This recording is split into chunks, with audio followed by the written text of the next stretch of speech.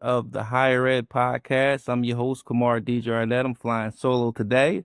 Got a great guest with us, Dr. Pat Whiteley. Happy to have you. Could you please introduce yourself to our audience? Maybe give them a little bit of your origin story. How'd you get here? Okay.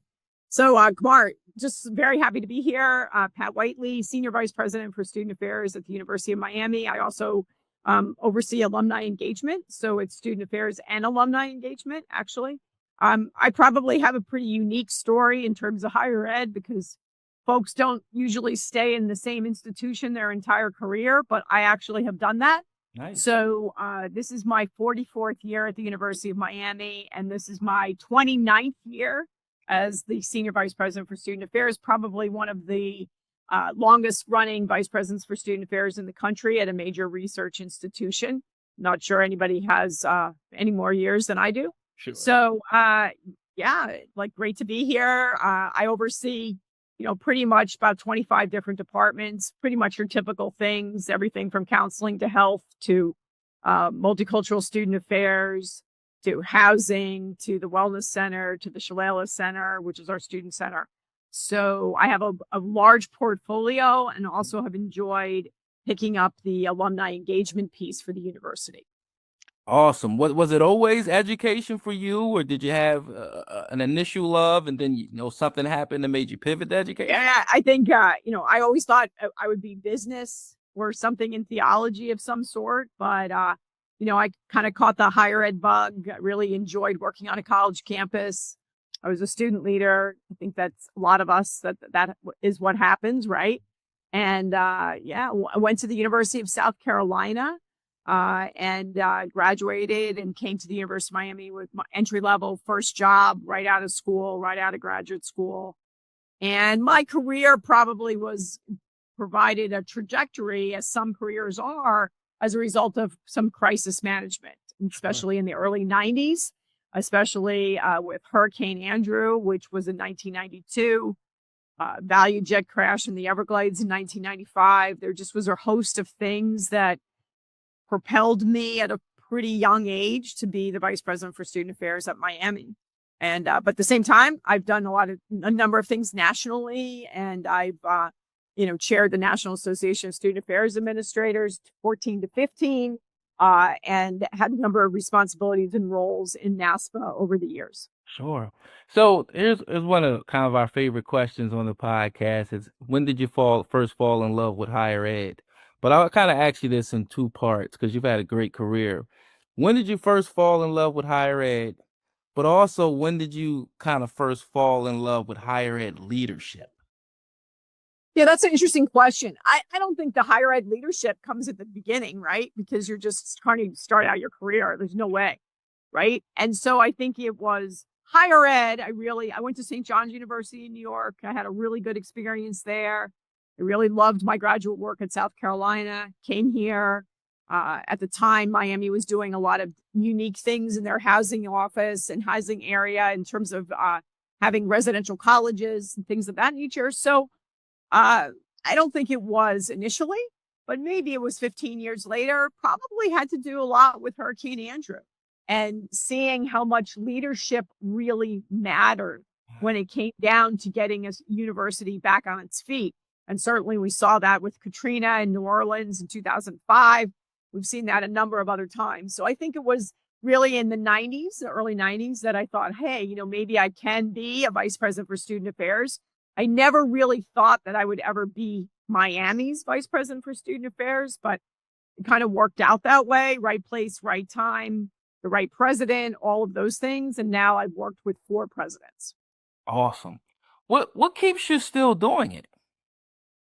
So, look, I love what I do. I enjoy it. I really believe, for me, in the power of presence, right? And so I think the position on a college campus, especially one that's pretty medium sized, we're about 13,000 undergraduates, 5,000 graduate students. I think it's just the joy of seeing students excited about student engagement, about figuring things out, about their careers, and about being the person to kind of lead those student engagement efforts, whether it's new housing, whether it's building a Shalala Center. Like I can look back on my career and I've done a lot of cool things on this campus. So I've had a national presence, but my house is in order at the Division of Student Affairs, the University of Miami, and our footprint in student affairs has changed dramatically during my tenure in 29 years, as you would assume. So absolutely. So I know one of the things, you're kind of passionate about is, the state of higher education today, right? Right. But I'm curious, you said you've, been in the business, been in higher ed 4 decades. Would you be able to, so there's a show I watch called The Gilded Age, right? And Okay, you're right. I know it. I know it. so I read the book by Anderson Cooper, Vanderbilt, and then fortunately for me, shortly after I found out there was a series, so I got to continue to stay in that world. Is there a way that you could maybe put a theme for each decade in terms of, maybe what was happening in higher ed, how you saw it? No, it's a tough question, but I just love. It's a really hard question. Look, I think, I think the 90s and somewhat like set ourselves up. You have to remember in the 90s, you don't have any social media at this point, right? So in terms of marketing, communications, you don't have any of it. And then all of a sudden, right, the internet really takes off in the early 2000s. And I remember Kumar, a student coming into my office in 2004, 5, something like that. And he kind of says, "Hey, Dr. Whiteley, are you on Facebook?" And I'm like, "What are you talking about?" Well, if you remember, Facebook originally started for college students. Yep. And you had to have an EDU address, right? And then, of course, we know what happens, and they could care less now about Facebook. They only care about Insta, as they say, or TikTok, right? Sure. So for me, it's kind of I don't know if it's 4 decades, right? The 80s at Miami were different because it was very like Miami as a city had a lot of challenges and crime, drugs, different things like that. And so I saw the real transformation of a city while I've been at the university. But I think the kind of the demarcation in the line is really how social media has changed interaction, both positive and negative. Sure. Right. So my Insta, Facebook, all that helps me keep in touch with alumni in terms of that. But obviously, as well as I do that there's a dark side, there's a dark web. And, there's things that we have to be really careful about with our students. Absolutely. Absolutely. So then I think the other part of that is, as you go through kind of different decades or different themes, you have, I guess our most pivotal event in higher ed, which is COVID, Right. and, college, just how I think it's twofold, right? How college is viewed. One of the things we've been talking about a lot on the podcast is now it's almost like kind of roles have reversed, and college or higher ed has to really prove its value to the consumer or the student. Whereas I've talked to so many people who even that worked in higher ed, which is kind of crazy, that were like, I had to kind of think how I would do with my children, after kind of COVID hit, and how it just gave us a reset. But and then you have the mental health aspect of it as well. So I know I said a lot there, but I'd love for you to maybe unpack and how you see that or think about it. Look, let's talk about return on investment. Sure. ROIs, right?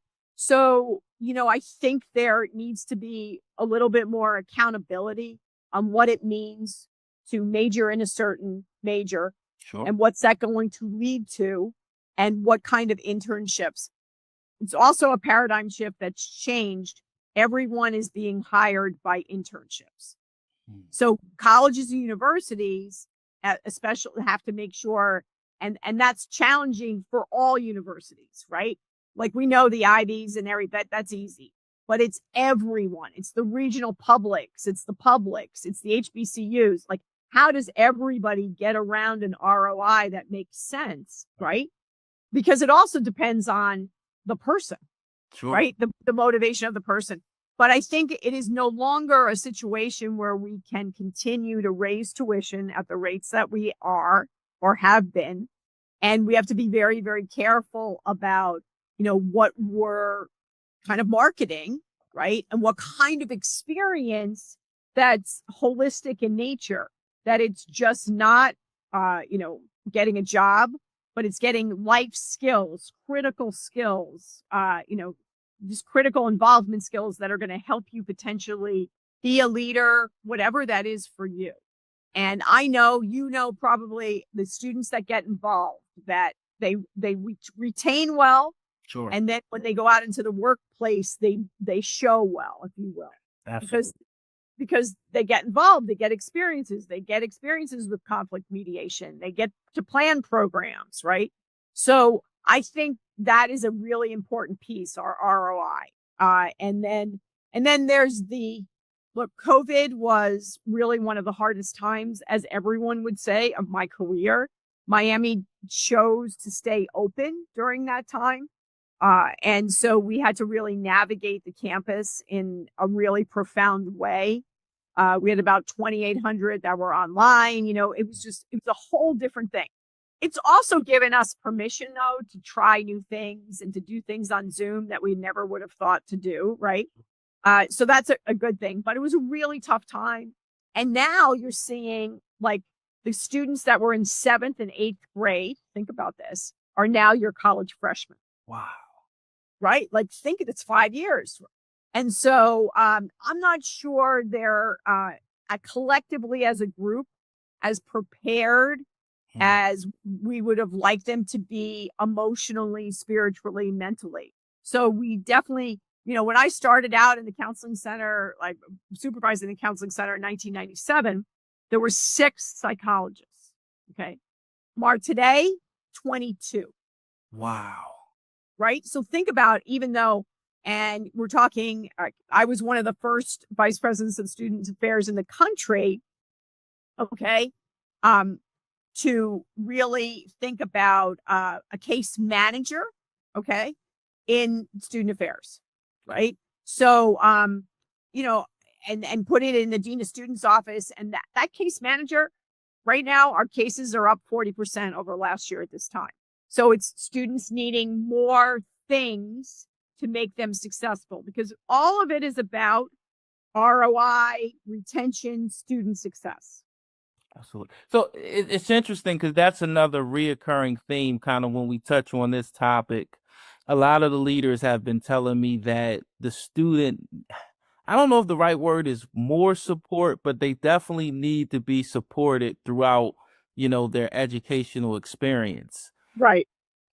I guess maybe how do you, because that's what you're doing, right? You're doing that with Right. students. You're also engaging the alumni, your alumni engagement. How do you market that? But then how do you let, especially on big universities, how do you let students know that it's there for them? It's really, right now in this day and age, it's social media, right? Gotcha. It's putting out there social media, but you still also have the traditional RAs, first year fellows.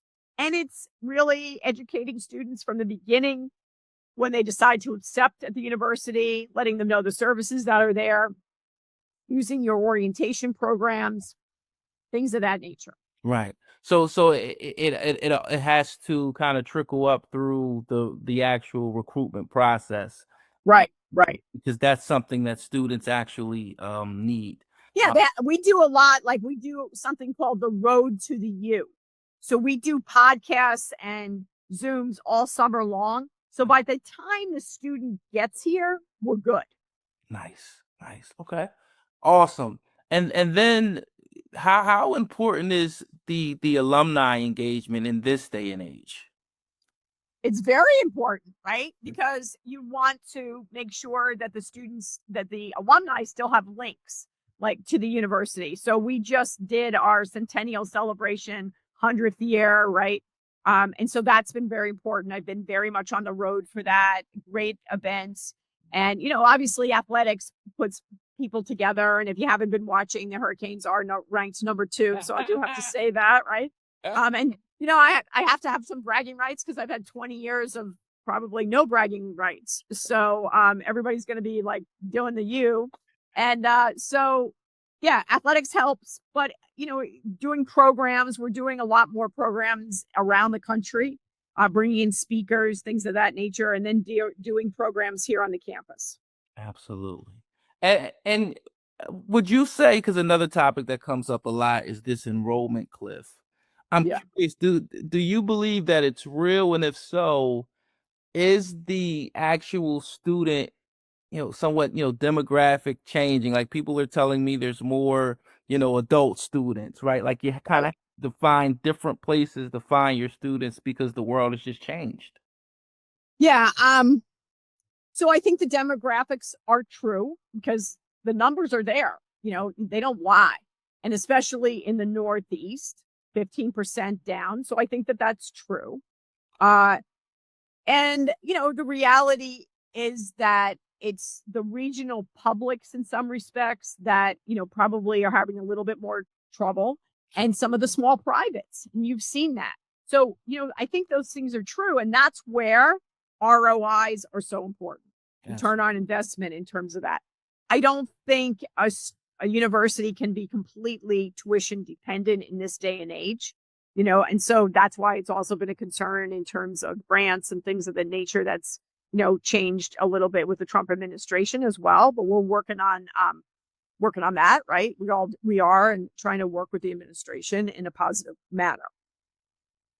Yeah, as far as college football, I'm checked out. I'm a Nittany Lion, and Oh, yeah, well, no, yeah, yeah. You had a bad Sunday. You had I a really, bad. I really thought this was our year. I mean, Michigan won it. It was. So I know a lot more about the Nittany Lions because I live with one. My husband went to Penn State, so he was very depressed.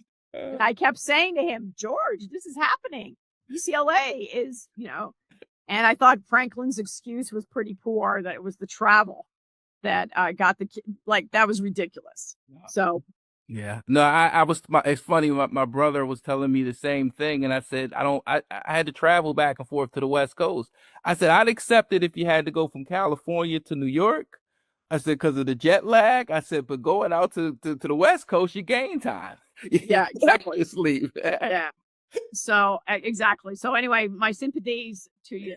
Okay, what else? We have a couple more minutes, another 10 minutes with you. Absolutely. No, but this has been great. Lastly, I would just say, one of the questions we always ask is, we used to say, how do you see higher ed in the next, 5 to 10 years? But things are changing so much more rapidly.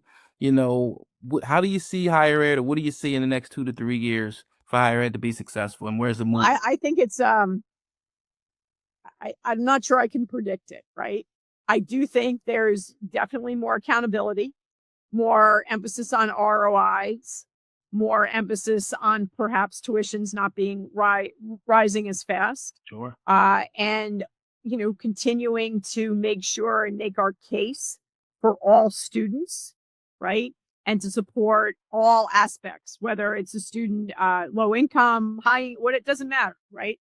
To provide as much support as you possibly can to make sure that students are successful. What's the goal? Make sure that they graduate, right? And that they are on to their life.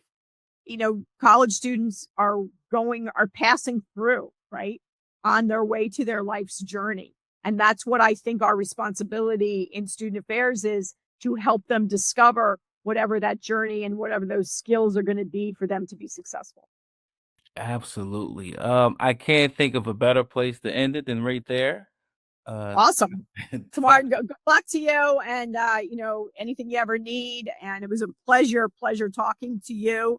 And remember, it's all about the you. Now you have another team to root for. Absolutely. Do you have a Facebook, Instagram, LinkedIn, anything you want to leave for our audience so they can reach out to you?